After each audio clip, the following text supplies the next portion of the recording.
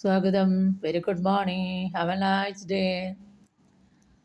ഇന്ന് ഏഞ്ചൽസിൻ്റെ മെസ്സേജസ് എന്താണെന്ന് നോക്കാമെന്ന് വിചാരിച്ചു.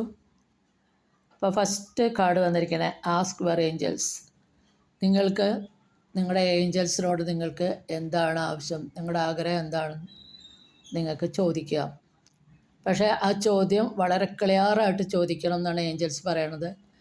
ഒരുപക്ഷെ ഇൻഡോറോ അല്ലെങ്കിൽ ഔട്ട്ഡോറോ സൈലൻ്റായ ഒരു സ്ഥലത്ത് പോയിരുന്ന് മെഡിറ്റേറ്റ് ചെയ്ത് നിങ്ങൾക്ക് ഏഞ്ചൽസിനോട് അഡ്വൈസും ഗൈഡൻസും ചോദിക്കാം.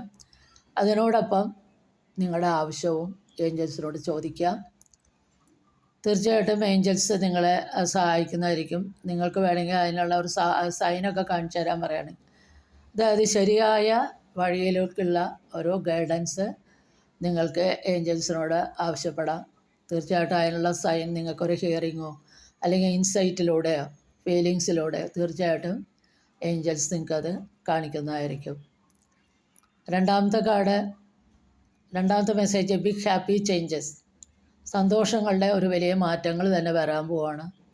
അതൊരു പക്ഷേ കരിയർ വൈസ് ആവാം, റിലേഷൻഷിപ്പ് വൈസ് ആവാം, ഹോം ആവാം, അല്ലെങ്കിൽ ഒരു moving to a new city, ഏതെങ്കിലും ഒരു സ്ഥലത്തേക്ക് പോവാം, അതാവാം.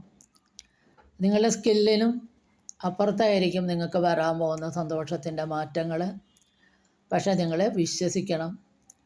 പിന്നെ നിങ്ങളെ ഭയത്തിനെയൊക്കെ ഒഴിവാക്കി വിശ്വാസത്തോടു കൂടി ഈ ഓരോ അവസരങ്ങളെ സ്വീകരിക്കാൻ തയ്യാറായാൽ മാത്രം, ഓപ്റ്റിമിസ്റ്റിക്കായിട്ട് തയ്യാറായാൽ മാത്രമേ ഈ അവസരങ്ങൾ നിങ്ങളുടെ മുന്നിൽ പ്രത്യക്ഷപ്പെടുള്ളൂ എന്നാണ് ഇവിടെ ഏഞ്ചൽസ് പറയണത്.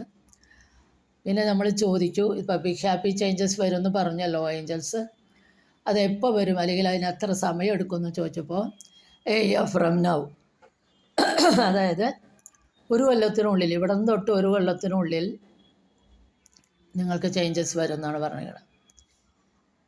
അപ്പോൾ ആ ഒരു ചേഞ്ചസിനെ സ്വീകരിക്കാൻ വേണ്ടി നിങ്ങൾ ഓപ്റ്റിമിസ്റ്റിക് ആവണം.